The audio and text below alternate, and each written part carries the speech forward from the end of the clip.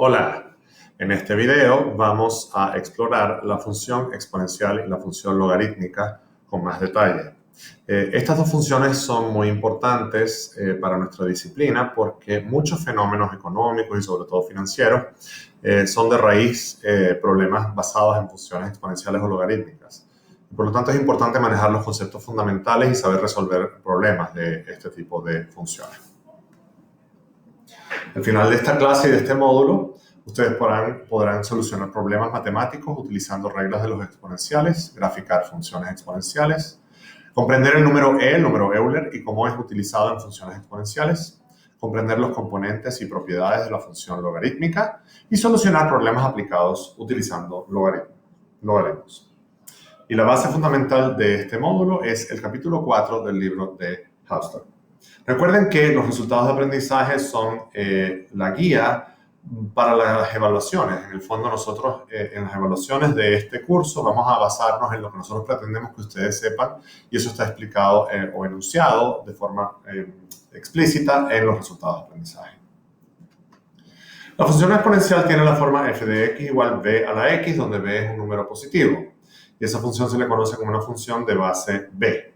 Y eso puede tomar varias variantes, digamos, un número multiplicado por b a la x sigue siendo una función exponencial, pero generalmente se limita a ese tipo de funciones, ¿ya? Las reglas de las funciones exponenciales las dejo establecidas, ustedes las conocen de sus estudios anteriores. De todas maneras, si quieren repasarlas, pueden ponerle pausa a este video y repasar las reglas que están ahí enunciadas y que también están explicadas en el libro.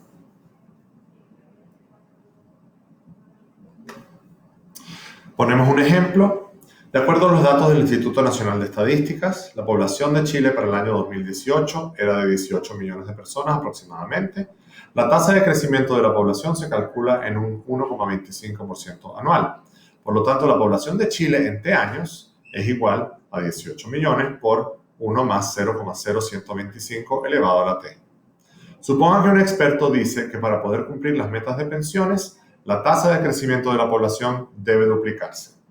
¿Cuál sería la población en el año 2023 bajo ambas tasas de crecimiento? Entonces, en este caso, quiero que pongan pausa al problema y traten de resolverlo. Bueno, el año 2023 implica t igual a 5. Recordemos que si el 2018 es 18 millones, en el 2019 es t igual a 1, es decir, 18 millones por 1,0125 o por 1 más la nueva tasa de crecimiento. Y así sucesivamente nos damos cuenta que en 2023 estamos hablando del periodo t igual a 5.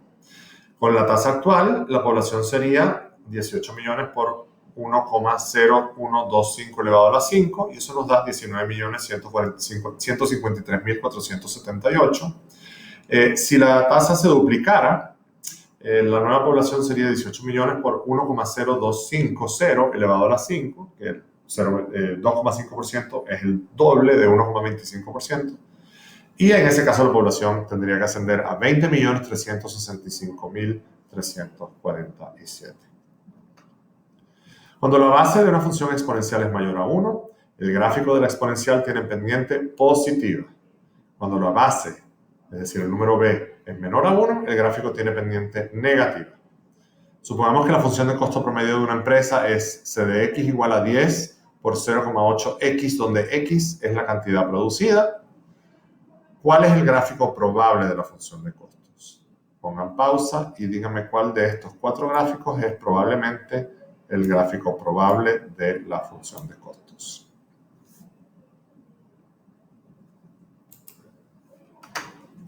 Y la respuesta correcta es A. A pesar de que la base está multiplicada por 10, la base sigue siendo menor que 1, por lo tanto la función exponencial, que no es lineal, es una función descendiente, de pendiente negativa, ¿ya?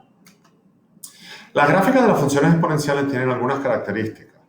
Bueno, ya dijimos que si b era mayor que 1 iba a ser una función creciente, y si b era menor que 1 era una función decreciente. También sabemos que son curvas, es decir, que no son rectas, no son funciones lineales, y generalmente tienen una asíntota, y generalmente esa asíntota está en el eje de las x. ¿Por qué? Porque a pesar de que x pueda ser muy grande o muy pequeño, nunca va a tocar el eje de las x, la función exponencial. Y en ese caso no posee interceptos en el eje de las x. Por ejemplo, y la otra cosa que tiene, que la caracteriza, es que generalmente pasan por el punto 0,1. Siempre pasan por el punto 0,1. ¿Por qué? Porque cuando x es igual a 0, b a la x se vuelve 1. Por lo tanto, si no tienen un número multiplicado anteriormente, si la función es simple, es decir, b elevado a la x, no importa cuál es el valor de b, si b es menor a 1 o mayor a 1, va a ser una función que va a cruzar por el punto 0, 1. El ejemplo, por ejemplo, un gráfico es el gráfico f de x igual a 1 medio elevado a la x. Un caso especial de la función exponencial, que no es un caso especial, en realidad deja de ser exponencial, es si b es igual a 1. Si la función es b es igual a 1, es decir, la función 1 elevado a la x, esa función no es exponencial, porque esa es una función que va a ser una línea recta, horizontal, en el punto, en el valor de y igual a 1. Porque no importa el valor de x, siempre 1 elevado a cualquier número va a ser siempre 1. Por lo tanto, esa función, cuando b es igual a 1, esa función no es exponencial. Por eso es que hablamos de la función exponencial creciente o decreciente para los casos en que b es mayor que 1 o b es menor que 1. Recordando siempre que la función exponencial requiere que b sea positivo. Es decir, cuando hablamos de la función decreciente, quiere decir entre 0 y 1 sin tocar el 1 y sin ser 0. El número de Euler viene de la siguiente expresión, n más 1 sobre n elevado a la n. Y ustedes pueden hacer el ejercicio de darle valores a esa n, darle diferentes valores crecientes. Y si ustedes van haciendo crecer esos valores, por ejemplo, si n es igual a 2, ese número sería 3 sobre 2 elevado a la 2. Si n fuera 4, sería 5 sobre 4 elevado a la 5. Si n fuera 4, sería 5 sobre 4 elevado a la 4. Si n fuera 10, sería 11 sobre 10 elevado a la 10. Y así sucesivamente. A medida que n va creciendo, ese número o el valor de esa función va a ir aproximándose a un número que es el número de Euler, el número e. Y el valor es 2,718, etcétera, etcétera. Tiene muchos decimales, ¿ya? Infinitos decimales, de hecho. Este número nace del estudio del interés compuesto. Básicamente, y esto lo van a aprender ustedes en su clase de finanzas con más detalle, pero básicamente nace de un número que se da repetidamente, un pago mayor con una tasa equivalente menor. ¿Ya? La función exponencial con base e se le conoce como función exponencial natural.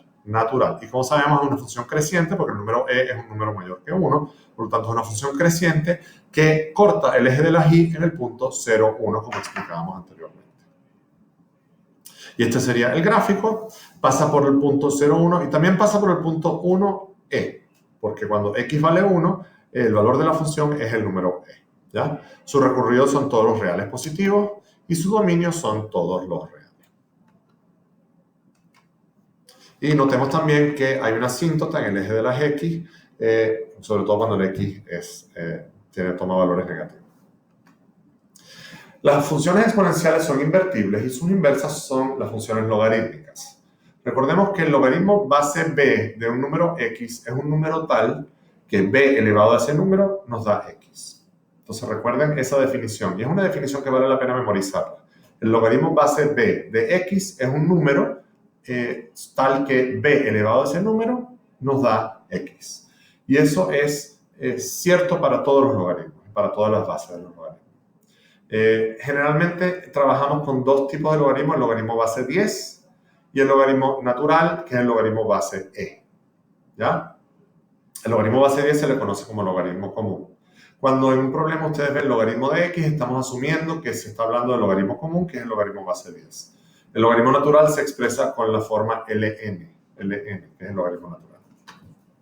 Propiedades de los logaritmos, y esto es muy importante, quizás algunos ya lo saben, pero esto sí lo voy a explicar.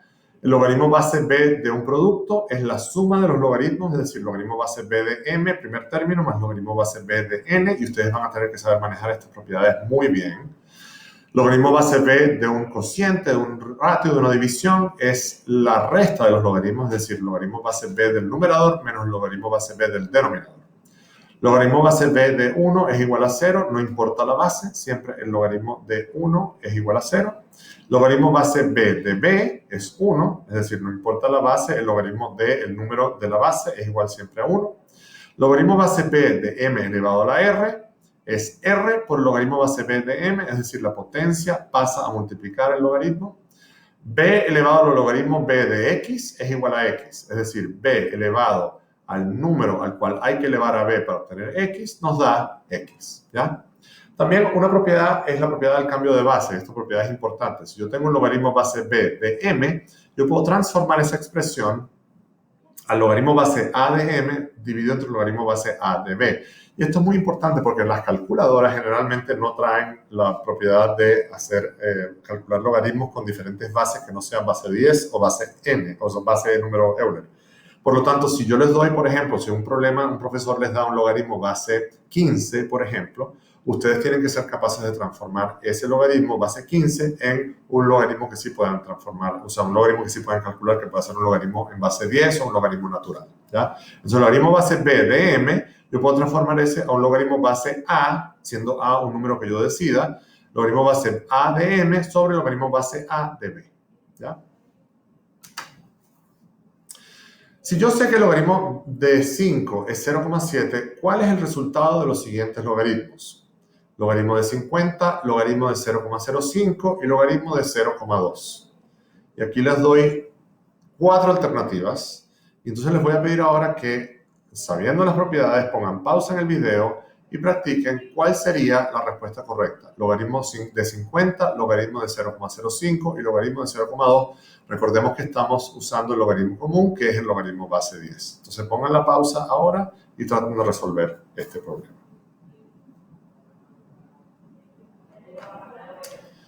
Ojalá no hayan usado calculadora.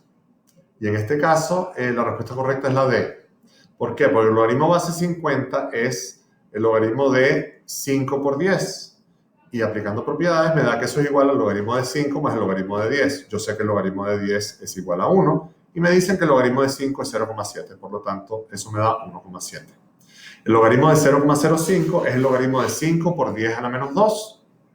Y eso es igual al logaritmo de 5 menos 2 por el logaritmo de 10. Es igual a 0,7 menos 2. Y eso me da menos 1,3. Y el logaritmo de 0,2 es igual al logaritmo de un quinto. Y eso es igual al logaritmo de 1 menos el logaritmo de 5. Es decir, 0 menos 0,7 y eso me da menos 0,7. Por lo tanto, la respuesta correcta de las 4 alternativas que les damos es la cuarta, la B. Para practicar estos temas, recuerden que es necesario practicar muchos de estos problemas y hacer todos los problemas del libro. Deben hacer los problemas del ejercicio del capítulo 4 del libro de Hausdorff. Ya con esto termina este curso online de álgebra. Recuerden que el procedimiento es entender bien el video y después entender bien la lectura, hacer la lectura por su cuenta y hacer todos los ejercicios asignados en cada capítulo. Esperamos que este curso les sirva de base para los futuros retos que van a tener en sus ramos de aquí de la carrera de Ingeniería Comercial de la Universidad de los Andes. Y recuerden que siempre tienen a su disposición a sus profesores en la facultad. Creemos en sus habilidades, creemos que pueden tener éxito en su carrera y de nuevo les damos la bienvenida a esta carrera que esperemos sea su nuevo hogar y esperemos contar con sus colaboraciones en los años que vienen.